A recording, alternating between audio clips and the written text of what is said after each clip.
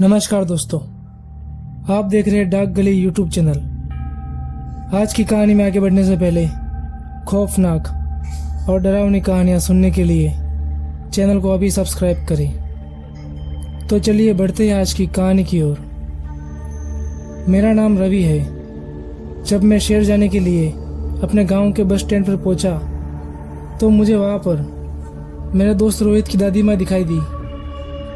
उन्होंने मुझे देखा और तेजी से मेरी तरफ आ गए और मुझसे कहा कि बेटा रवि, तू शहर जा रहा है ना? मैंने उनसे कहा, जी हाँ दादी। आखिर अब इस गांव में काम करने को है ही क्या, और घर की हालत भी अब ठीक नहीं है। तो उन्होंने मेरी बात सुनकर कहा कि हाँ बेटा, ये बात तो तू सही बोल रहा है। उन्होंने मेरे हाथ में एक पोटली पकड़ा दी और कहा कि तू शहर जा ही रहा है तो ये खाने पीने का सामान मेरे पोते रोहित को दे देना। मैंने उनको मना नहीं किया और उस पोटली को मेरे बाकी सामान के साथ रख दिया। मैं उनसे बात कर ही रहा था, तभी मुझे मेरी बस आने की आवाज़ सुनाई दी। मैंने दादी को अलविदा कहा और अपनी बस में चढ़ गया। बस का सफ़र सिर्फ रात भर का ही था। सुबह होते होते मैं शहर पहुंच जाने वाला था। थोड़ी देर बाद बस मेरे गांव से निकल गई। मैं भी अपनी सीट पकड़कर आराम से उस पर बैठ गया और मैंने अपनी आंखें बंद कर दी। बस काफ़ी झटके खाते हुए चली जा रही थी। कभी कभी तो झटका इतना ज़ोर से लगता कि मैं एकदम से उछल जाता और मेरी आंख भी खुल जाती। जिस तरह से बस चल रही थी, मेरे दिल में एक ही बात का डर था कि कहीं बस का एक्सीडेंट ना हो जाए। मेरे मन में यह ख्याल आया ही था, तभी बस अचानक से सड़क के नीचे उतर गई और एक खड्डे में जाकर गिर गई। उस टक्कर से हम सब यात्री एक दूसरे से जोरों से टकरा गए। हम सभी यात्रियों को बहुत चोट आई थी। किसी तरह हम सब हिम्मत करके बस के बाहर निकल जाते हैं। अच्छी बात यह थी कि इस हादसे में किसी की भी जान नहीं गई थी और ना ही कोई ज़्यादा गंभीर हुआ था।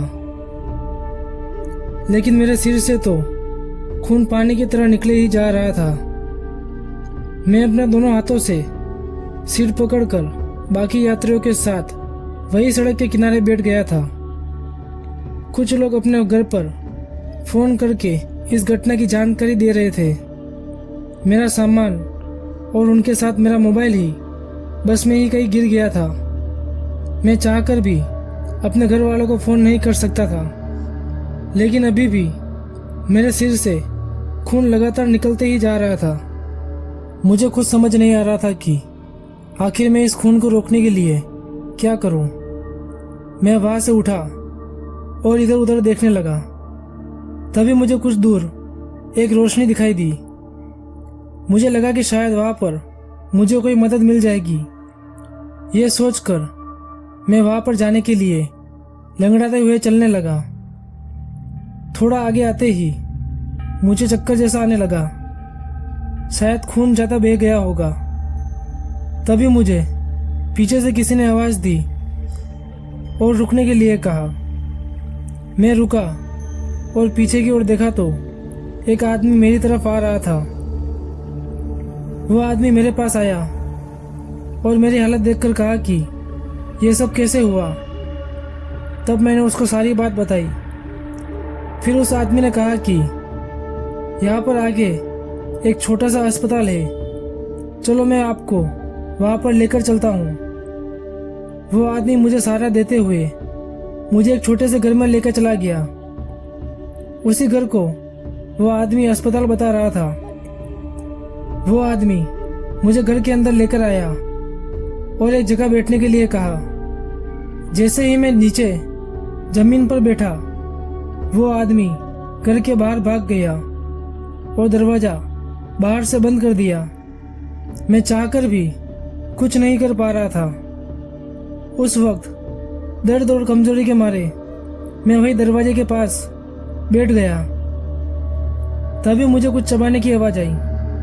मैंने आसपास अपनी नज़र दौड़ाई तो मैंने देखा कि घर के एक कोने में 4 छोटी बच्चियां गोला बनाकर बैठी हुई थी। वो चारों कुछ खा रही थी। मैंने उनको आवाज़ दी तो उन चारों बच्चियों ने एक साथ मेरी तरफ देखा। उन चारों के मुंह और हाथ पर खून ही खून लगा हुआ था। उनमें से एक बच्ची के हाथ में एक इंसान का सर था जो वो लड़की चबा रही थी। उनके दांत बहुत ही ज्यादा नुकीले थे। जैसे ही उन्होंने मुझे देखा वो किसी जानवर की तरह मुझ पर टूट पड़े। इसी बीच उस घर का दरवाजा एकदम से खुला और किसी ने मुझे पकड़कर बाहर खींच दिया। जब मेरी नज़र उन लोगों पर पड़ी तो मैंने पाया कि ये वही लोग हैं जो मेरे साथ बस में सफ़र कर रहे थे। इसी बीच वो चारों बच्चियां भी पता नहीं एकदम से कहाँ गायब हो गई थी। तभी उन लोगों ने मुझे बताया कि वो मुझे कब से आवाज़ लगा रहे थे लेकिन मैं सुन ही नहीं रहा था। तभी हमने तुमको एक आदमी के साथ जाते हुए देखा, लेकिन वो आदमी कोई इंसान नहीं था। वो आदमी अचानक कहीं से हवा में प्रकट हो गया था और उसने इंसान का भेष बना लिया था। यही सब देखकर हम पीछे हट गए और बाकी सारे लोगों को तुम्हारी मदद के लिए लेकर आ गए।